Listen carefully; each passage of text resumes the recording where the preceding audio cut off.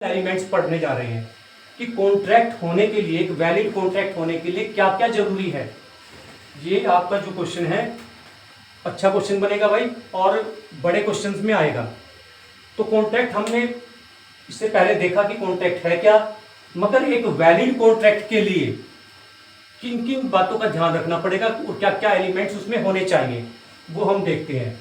तो सबसे पहले स्वतंत्र सहमति, फ्री कंसेंट, यानी कि यदि दो पक्षों के बीच कोई करार हुआ है, कोई कॉन्ट्रैक्ट उनके बीच हुआ है, एग्रीमेंट हुआ, उसके बाद कॉन्ट्रैक्ट हुआ, तो वो जो कॉन्ट्रैक्ट है दोनों पक्षों के बीच वो फ्री कंसेंट से होना चाहिए।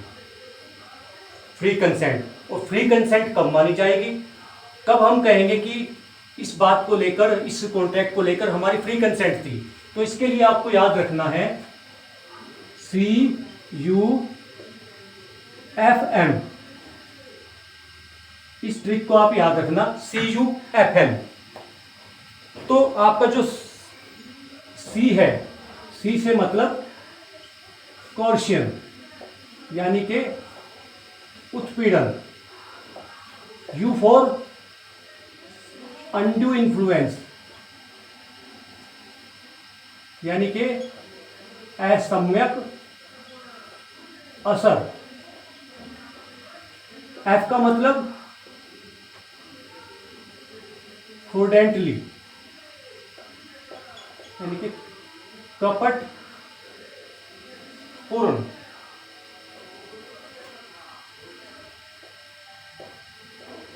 कपटपूर्ण। M मिस रिप्रेजेंटेशन, आपका मिस रिप्रेजेंटेशन, ये आप पहले भी पढ़ चुके हो, यानी कि दुर्व्यपदेशन। अब इसको समझ लो पहले आप फर्स्ट पॉइंट को, क्योंकि 20 नंबर का क्वेश्चन आएगा, आपको ये चीजें ध्यान में रखनी है कि इसके एलिमेंट्स क्या है, जो इसके आवश्यक तत्व हैं वो क्या है। सबसे पहले जो संविदा होगी, जो कॉन्ट्रैक्ट होगा, उसमें स्वतंत्र सहमति होनी चाहिए दोनों पक्षों की। कि मैंने किसी को प्रपोजल भेजा कि मैं ये बेचना चाहता हूं, तुम खरीदोगे, सामने वाले से जवाब दिया कि यस मैं खरीदूंगा, एक्सेप्टेंस हो गई, उसके बाद ये हमारा प्रॉमिस बन गया, जैसा कि हम पढ़ चुके हैं इससे पहले। तो जो कंसेंट है वो फ्रीली होनी चाहिए, फ्री कंसेंट होनी चाहिए, किसी के प्रेशर में नहीं होनी चाहिए। और फ्री कंसेंट कब होगी, जब ये चार जो ट्रिक आपको बताइए CUFM, जब ये इसमें नहीं होंगी तो फ्री कंसेंट मानी जाएगी। जैसे C फॉर कोर्शन, यानी कि उत्पीड़न, यदि किसी आदमी पर प्रेशर डाला जाता है कि तुम इस काम को करो, और फिर वो उस प्रेशर के बावजूद उस काम को करता है, तो ये माना जाएगा कि उसकी फ्री कंसेंट नहीं थी। ठीक है। और दूसरा है U अनड्यू इन्फ्लुएंस, यदि कोई काम किसी अनड्यू इन्फ्लुएंस में, असम्यक असर में आकर किया जाता है, तो भी ये कहा जाता है कि उसकी फ्री कंसेंट नहीं थी। अनड्यू इन्फ्लुएंस मैं आपको थोड़ा गहराई में बताता हूं जाकर। अनड्यू इन्फ्लुएंस ये होता है कि जैसे मैं एक टीचर हूं, आप स्टूडेंट हैं, आपके फादर का प्रॉपर्टी का काम है, तो मैं ये कहता हूं आपको कि आप ये प्रॉपर्टी अपने फादर को कहकर मुझे दे दो, और जो उसका मार्केट रेट है उससे कम किसी तरह से। मैं एक अनड्यू इन्फ्लुएंस आप पर डाल रहा हूं, क्योंकि मैं आपका टीचर हूं और आपको पता है कि मेरे द्वारा जो आपको बात कही गई है, यदि आप उसको मानते हो तो मैं आपको फायदा पहुंचा सकता हूं। मेरे हाथ में है आपके प्रैक्टिकल के मार्क्स लगाना। तो ऐसी स्थिति में आप अपने फादर को कहते हो, या फिर आप खुद उस प्रॉपर्टी को मुझे डिलीवर करते हो, हैंड ओवर करते हो, मगर ये आपकी फ्री कंसेंट नहीं थी। क्यों? क्योंकि मेरा जो अनड्यू इन्फ्लुएंस था वो आपके ऊपर था। आपको ये पता था कि अगर मैं मना कर दूं, आप मना कर दें मुझे, तो हो सकता है मैं आपको नुकसान पहुंचा दूं। और आपको ये पता है कि यदि आप मेरी बात को मान लेते हो तो मैं आपको फायदा पहुंचा दूंगा, कि मेरे हाथ में है प्रैक्टिकल के मार्क्स लगाना, तो हो सकता है मैं आप बहुत अच्छे मार्क्स आपके लगा दूं।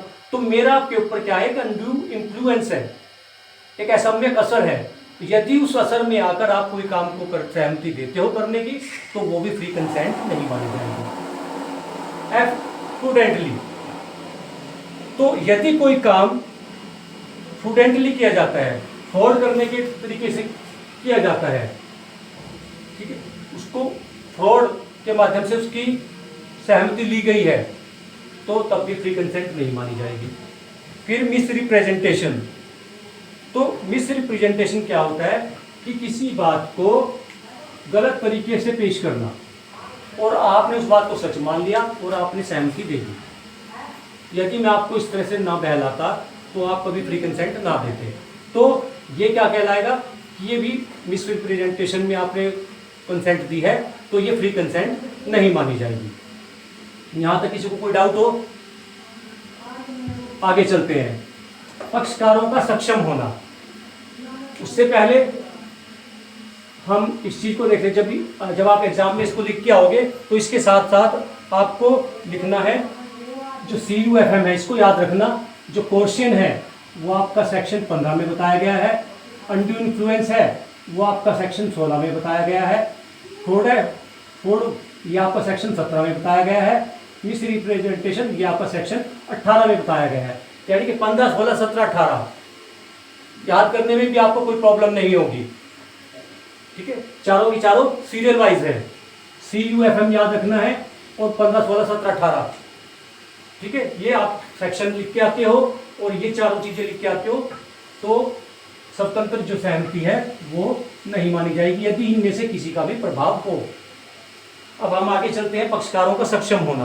अब पक्षकार को सक्षम कब माना जाएगा? Number 1, major.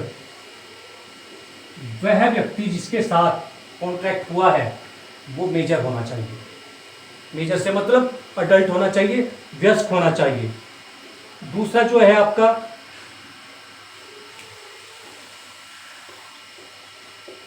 स्वस्थचित, हेल्दी होना चाहिए, स्वस्थचित होना चाहिए। उसका जो दिमाग है प्रॉपर ठीक हो।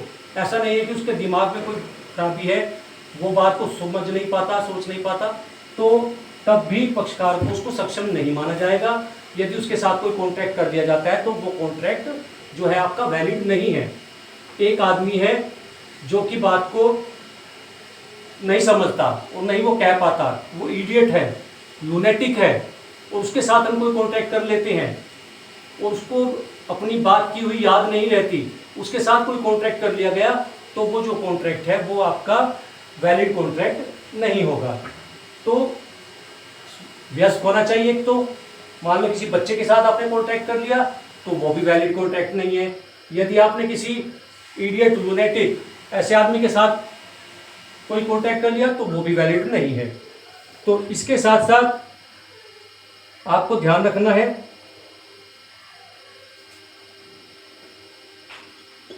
संविदा करने के लिए योग्य हो। अब ये योग्यता कैसे डिसाइड होगी कि वो योग्य है या नहीं है? मान लीजिए किसी आदमी को किसी लॉर्ड के द्वारा जो उसको एक अनर्हत, अयोग्य घोषित कर दिया, ठीक है, कि भाई ये आदमी जो है वो योग्य नहीं है, ये डिस्क्वालीफाई है, और उसके साथ हम कॉन्ट्रैक्ट कर लेते हैं, तो वो भी कॉन्ट्रैक्ट वैलिड नहीं माना जाएगा। मान लीजिए किसी आदमी को बैंक ने दिवालिया घोषित कर दिया, ये तो दिवालिया है, इसके पास तो कुछ है नहीं, इसकी प्रॉपर्टी सारी जब्त कर ली और ये बैंक का लोन ही नहीं पे कर पा रहा, और फिर भी हम उसके साथ जाकर कोई कॉन्ट्रैक्ट करते हैं, तो क्योंकि उसको जो विधि ने क्या कर दिया, विधि ने उसको डिस्क्वालीफाई कर दिया। इसलिए ऐसे आदमी के साथ भी यदि कॉन्ट्रैक्ट किया जाता है तो वो वैलिड कॉन्ट्रैक्ट नहीं माना जाता। अब तीसरा है जो प्रतिफल विधिपूर्ण होना चाहिए, यानी कि जो कंसिडरेशन है वो लॉफुल होना चाहिए। मीन बाय, मान लीजिए कोई कॉन्ट्रैक्ट होता है और कॉन्ट्रैक्ट ये होता है, मान लो कोई आदमी किसी के साथ कॉन्ट्रैक्ट ये करता है किसी लेडीज के साथ कि तुम मेरे घर का काम करोगे, मैं तुम्हें पैसे दूंगा और तुम मेरे घर में जो मेरी मिस्ट्रेस बनकर रहोगी, मेरी रखैल बनकर रहोगी। तो ये क्या है? तो जो यहाँ पर एक कंसिडरेशन है, जिस काम के लिए कंसिडरेशन दिया जा रहा है, वो लीगली नहीं है, वो विधिपूर्ण नहीं है, इसलिए ये एक वैलिड कॉन्ट्रैक्ट नहीं होगा। चौथा आपका करार का होना। कोई भी संविदा है, किसी भी संविदा को, किसी भी कॉन्ट्रैक्ट को होने के लिए करार का होना बहुत जरूरी है। यदि कोई करार नहीं है, कोई एग्रीमेंट नहीं हुआ उनके बीच, तो फिर वो कॉन्ट्रैक्ट जो है वैलिड नहीं होगा। तो ये कहता है कि अभिव्यक्त रूप से शून्य घोषित नहीं किया जाना चाहिए। मान लीजिए कोई बात, कोई कार्य पहले ही वॉइड है, पहले से ही शून्य है किसी बात को लेकर, उसको लेकर कोई कॉन्ट्रैक्ट किया जाता है, तो जो वो पहले ही शून्य है, तो अब जो कॉन्ट्रैक्ट किया जाएगा तो वो भी जो है वो वॉइड रहेगा। कैसे रहेगा वो देखो, दोनों पक्षकारों द्वारा तथ्य की भूल से किया गया करार। मान लीजिए ए और बी मिलकर कोई कॉन्ट्रैक्ट, कोई एग्रीमेंट करते हैं, और उन दोनों को जिस चीज को लेकर कॉन्ट्रैक्ट हो रहा है वो एग्जिस्ट ही नहीं कर रहा उस समय, तो वो एग्रीमेंट जो है वो पहले ही वॉइड डिक्लेयर हो चुका है, शून्य घोषित हो चुका है। तो अब तो उसका कॉन्ट्रैक्ट बनने का मतलब ही नहीं है। ए और बी ये करार करते हैं बीच में आपस में कि मैं अपना घोड़ा तुम्हें 1000 रुपये में बेच दूंगा। अब वो दोनों के दोनों बैठे हुए हैं कहीं बाहर कि दिल्ली में बैठे हुए हैं, और जिस समय ये करार हो रहा है ए को ये पता नहीं है कि उसको घोड़ा तो मर चुका है। वो 1 महीने से 10 दिन से घर से बाहर चल रहा है ए नाम का आदमी, और वो बी के साथ एक एग्रीमेंट कर लेता है कि मैं अपना घोड़ा तुम्हें 1000 रुपये में दे दूंगा, और वो घोड़ा मर चुका है। तो जो यहां पर क्या है, एक मिस्टेक ऑफ फैक्ट है। अब बी ये नहीं कहेगा कि तुमने तो मेरे साथ जो कॉन्ट्रैक्ट एग्रीमेंट किया था उसको पूरा करो, क्योंकि ना वो बी को पता उस समय, ना वो ए को पता। यहां पर क्या हुआ है, तथ्य की भूल हुई है, मिस्टेक ऑफ फैक्ट हुआ है। तो मिस्टेक ऑफ फैक्ट की वजह से यदि कोई एग्रीमेंट किया जाता है और वो मिस्टेक ऑफ फैक्ट की वजह से पहले ही वॉइड है, तो उसको, उस कॉन्ट्रैक्ट को आप परिवर्तन में नहीं ला सकते, उसको लागू नहीं करा सकते। दूसरा क्या है, प्रतिफल के बिना किया गया करार। यदि मान लो कोई एग्रीमेंट कर लिया गया मगर कोई उनके बीच में कंसिडरेशन नहीं हुआ, तो जब कंसिडरेशन नहीं हुआ तो एक तरह से वो वैलिड एग्रीमेंट भी नहीं हुआ। तो कंसिडरेशन हुआ नहीं उनका, तो इसलिए वो वैलिड कॉन्ट्रैक्ट जो एग्रीमेंट है वो पहले ही नहीं है वैलिड। तो अब तो वो क्यों होगा कि यदि मान लो प्रतिफल नहीं दिया गया तो भी वो करार जो है वो शून्य होता है। विवाह में अवरोध पैदा करने के लिए किया गया करार। अब एक आदमी ये कहता है कि तुम यदि शादी नहीं करोगे तो मैं तुम्हें इतने पैसे दूंगा, या मैं ये अपना प्लॉट या अपना ये घर तुम्हारे नाम कर दूंगा। तो भले ही सामने वाला यस कर दे, ठीक है, तो भी ये जो वैलिड एग्रीमेंट है वो नहीं हुआ। क्यों नहीं हुआ? क्योंकि विवाह करना ये हर आदमी का अपना जो है फंडामेंटल राइट है। तो जो हमारे फंडामेंटल राइट को एक्सप्लॉइट कर रहा है, पहले से जो चीज शून्य है, वैलिड नहीं है, तो उसको लेकर यदि हम कोई कॉन्ट्रैक्ट या एग्रीमेंट करते हैं तो वो भी वैलिड नहीं होगा। नेक्स्ट, विवाह में अवरोध पैदा करने के लिए करार। व्यापार में अवरोध पैदा करने के लिए किया गया करार। कोई आदमी व्यापार में कोई रिस्ट्रिक्शंस लगाता है और कोई एग्रीमेंट करता है तो वो भी जो है वो शून्य होगी। ए और बी दोनों पार्टनर बन जाते हैं, कहते हैं कि हम दोनों मिलकर काम करेंगे, मगर साथ ही साथ ये कहता है कि इसके अलावा तुम कोई और काम नहीं करोगे। तो ये जो फाउंडेशन उस पर लगाई गई है ये पहले दिन से ही वॉइड है। तो इसके बाद विधिक कार्यवाही में अवरोध पैदा करने वाले करार। मान लीजिए किसी लीगल प्रोसीडिंग में कोई रुकावट पैदा करते हैं और कोई एग्रीमेंट किया जाता है, तो वो एग्रीमेंट पहले दिन से ही शून्य है।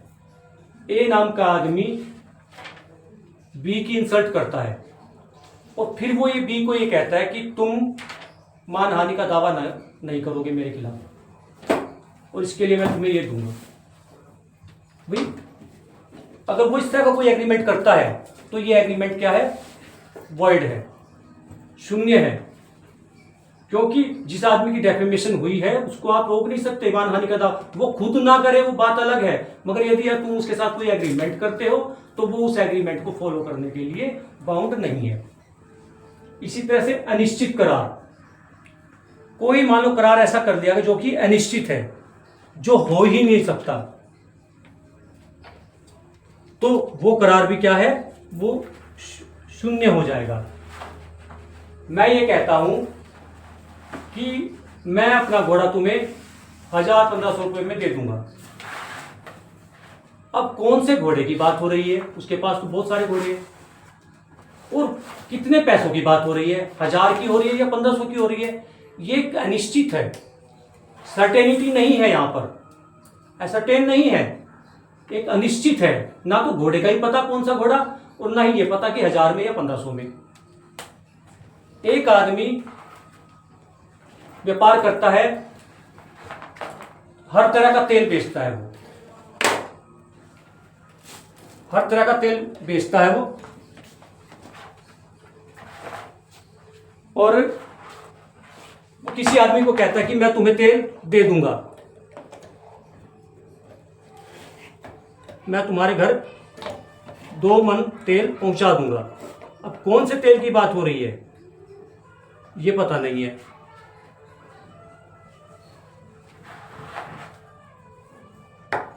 वो कौन से तेल की बात हो रही है ये नहीं पता। उसके पास सरसों का तेल भी है, तिल का तेल भी है, अरंडी का तेल भी है, ठीक है, वनस्पति तेल, बहुत सारे, वो हर सारे ही तेल का काम करता है। तो वो ये कहता है कि मैं तुम्हारे घर 10 तारीख को 2 मन तेल भेज दूंगा। अब कौन से तेल की बात हुई, ये अनिश्चित है, तो ये भी क्या है, ये शून्य है। बाजी का करार, मान लीजिए कोई बाजी की जब का कोई करार किया जाता है, बाजी आप देखते होंगे, बैट, कोई शर्त, जैसे देखा होगा आपने कबूतर वाले करते हैं, जो कबूतर उड़ाते हैं, यदि कोई बाजी का करार किया जाता है और उसमें कोई आदमी जीत जाता है और वो आदमी कहता है कि तुम पैसे दो, तो वो जो ये करार इनके बीच हुआ था वो पहले दिन से क्या था, शून्य था। तो इसलिए बाजी जो शर्त पर आधारित कोई काम हुआ है, तो कोई आदमी जीत गया है, तो वो पैसे देने के लिए वहां पर बाउंड नहीं है, क्योंकि उनके बीच जो एग्रीमेंट हुआ था वो 0 था, शून्य था। अब दूसरी पार्टी उसको कोर्ट में जाकर उसको लागू नहीं करा सकती। इसी तरह से असंभव घटनाओं का करार, कि यदि कोई एग्रीमेंट ऐसा किया जाता है कि जो कि असंभव घटना हो, एक आदमी कहता है कि